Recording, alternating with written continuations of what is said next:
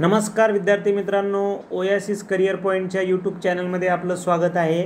या व्हिडिओमध्ये आपण पाहणार आहोत सेट नेट परीक्षा पेपर क्रमांक 1 साठी अत्यंत महत्त्वाचं असणारं प्रकरण म्हणजे मॅथमॅटिकल रिझनिंग, ज्याला आपण गणितीय तार्किकता असं म्हणतो।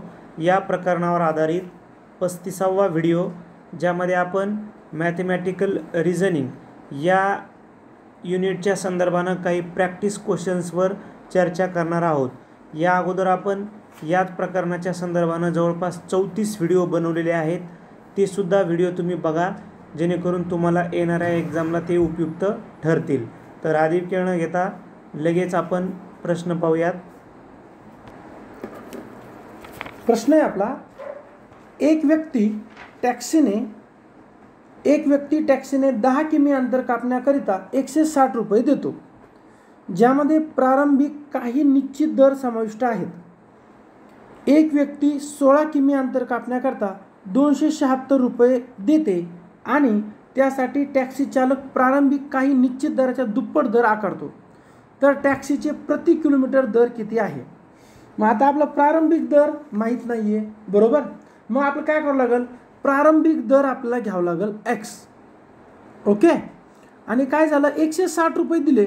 मग आता सरळ तर 16 रुपये प्रति किमी झालं ना, परंतु आपल्याला नंतर लक्षात आलं की प्रारंभिक दर किती माहीत नाही ना, म्हणून काय करायचं आहे, x किंमत घ्यायची आहे।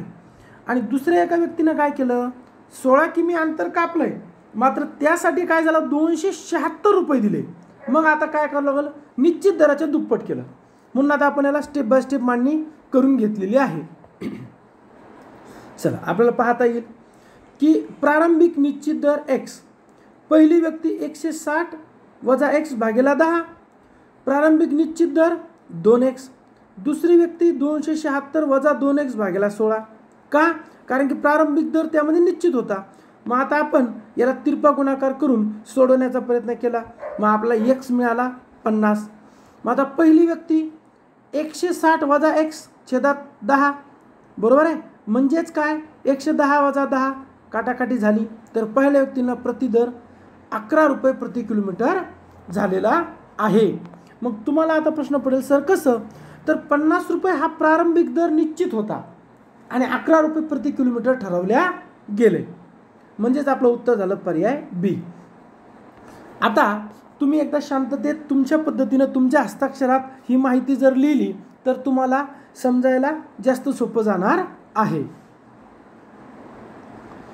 20 दिवे दररोज 6 तास याप्रमाणे 20 दिवस प्रकाशित केले तर लागणारा खर्च 100 रुपये आला। 20 दिवे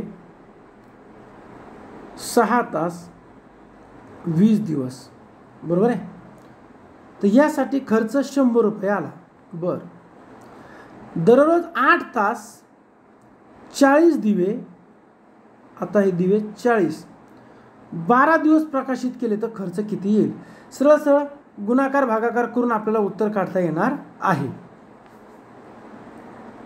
ओके, थोडंसं लिहायला अडचण येते म्हणून आपण डीटीपी करायचा प्रयत्न करतो। काय आहे, 6 तास 20 दिवे 20 दिवस 2400 तास, खर्च 100 रुपये।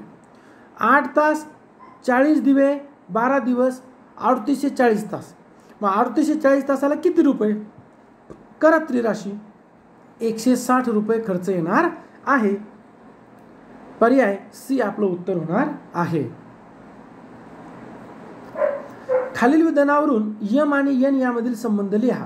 जर m मोठा आहे 5 पेक्षा, म्हणजे m is greater than 5, n लहान आहे 5 पेक्षा, n इज लोअर दॅन 5, मग m मोठा आहे n पेक्षा, बरोबर आहे ना? n ची किंमत 5 पेक्षा कमी आहे आणि m ची 5 पेक्षा जास्त आहे, म्हणजे पहिलं विधान बरोबर। m ची किंमत आहे 7 आणि n जो आहे तो 7 पेक्षा मोठा आहे, तर m लहान आहे आणि n मोठा आहे, बरोबर आहे? n is greater than m। आता m ची किंमत आहे वजा 11 पेक्षा जास्त, म्हणजे मग ती वजा 10 राहू शकते, किती राहू शकते, आणि n लहान आहे वजा 11 पेक्षा, म्हणजेच कोण आहे, m मोठा आहे, बरोबर आहे? म्हणजे पहिलं 1 बरोबर 2 बरोबर 3 बरोबर। चौथं पहा, m मोठा आहे 3 पेक्षा, ओके, म्हणजे तो 4 बी असू शकतो, आणि n लहान आहे वजा 3 पेक्षा, ओके। मग आता n मोठा नाही ना, m मोठा पाहिजे, m is greater than N, कारण की एन आहे -3 आणि यम आहे +3, म्हणजेच 1 2 3 अचूक आहेत आणि 4 चूक आहेत. ठीक आहे. चला पुढचा प्रश्न बघूया.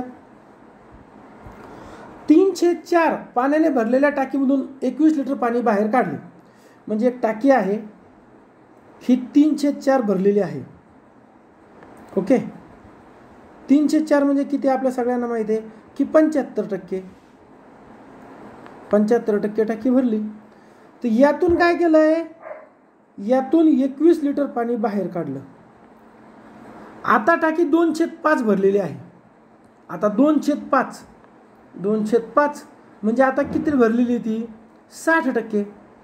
दोन्हीचा डिफरन्स किती आला 15%. मग 15% म्हणजे 21 लिटर बरोबर. तर एकूण टाकीची क्षमता किती. चला बघा, सगळं स्टेप बाय स्टेप तुम्हाला सोडून दाखवलं. 3/4 - 21 बरोबर 2/5. ओके, मग तिरपा गुणाकार करून काटाकाटी केली, छेद समान केले, उत्तर आलं 60. ऑप्शन नंबर सी आपलं होणार आहे. चला पुढचा प्रश्न पाहूयात. 15,000 रुपयांमधील काही भाग 5% तर उर्वरित भाग 8% सरळ व्याजाने कर्ज म्हणून देण्यात आला. बरं ठीक आहे. 15,000 चा 5% नंतर 8%, आपल्याला ते काढायचं आहे पुढं. 3 वर्षानंतर 300 रुपये व्याज मिळाले. 5% आणि 8% दिलेल्या भागाचे गुणोत्तर काढा. ओके, काढूयात. स्टेप बाय स्टेप जायचं आहे आपल्याला. बघा, सरळ व्याज 300 रुपये मिळालं, मुद्दल 5%, 8% दराने घेतला x, मग 5% दराने 1550 वजा x रुपये. आता 1550 कुठून आले तर इथं दिलंय. ओके, मग आता मुद्दल दर मुदत स्टेप बाय स्टेप मांडणी केली. बघा, अगदी स्टेप बाय स्टेप आहे. सर्व तुम्हाला पायऱ्या इथं सोडून दाखवले आहेत. तर आपलं उत्तर काय येतं 16 यास 15. ओके, हा तर तुम्ही काय करावं, याचा एक शांत चित्तानं स्क्रीनशॉट घ्यावा किंवा तुमच्या हस्ताक्षरात एकदा हे लिहून घ्यावं. अगदी खूप मोठं उदाहरण आहे, परंतु आपल्याला थोडंसं स्क्रीनमुळं लिहिताही येत नाही आणि DTP खूप मोठं दाखवता येत नाही. तुम्ही स्क्रीन झूम करून याला लिहून घ्यावं किंवा याचा एक स्क्रीनशॉट घ्यावा. स्टेप बाय स्टेप जर गेलात, या पद्धतीचं उदाहरण आलं तर 101% आपल्याला 1 मार्क पडणार आहे. बघा, अशा प्रकारे आपण 5 प्रश्नांची चर्चा केली. यावर्षी 15 जून 2025 रोजी आपण जी सेट परीक्षा होणार आहे, यासाठी 12 पेपर PDF स्वरूपात देणार आहोत. त्यासाठी 450 रुपये फीस आहे. ह्या पेपरसाठी आपण विशिष्ट तारखा ठरवलेल्या आहेत. तुम्ही हा व्हिडिओ जर नंतर पाहत आहात तर तुम्हाला हे 12 पेपर लगेच 450 रुपये फीस भरल्याबरोबर PDF स्वरूपात मिळतील, आन्सर किंवा विश्लेषणाच्या व्हिडिओच्या लिंक सहित. त्याचबरोबर 4 पेपर ओएसिस करिअर पॉईंटकडून आपल्याला फ्रीमध्ये देण्यात येणार आहे. हा व्हिडिओ जर आवडला तर लाईक करावा, आपल्या मित्रांना शेअर करावा. त्याचबरोबर ओएसिस करिअर पॉईंटचे यूट्यूब चॅनल सबस्क्राईब करावे. धन्यवाद.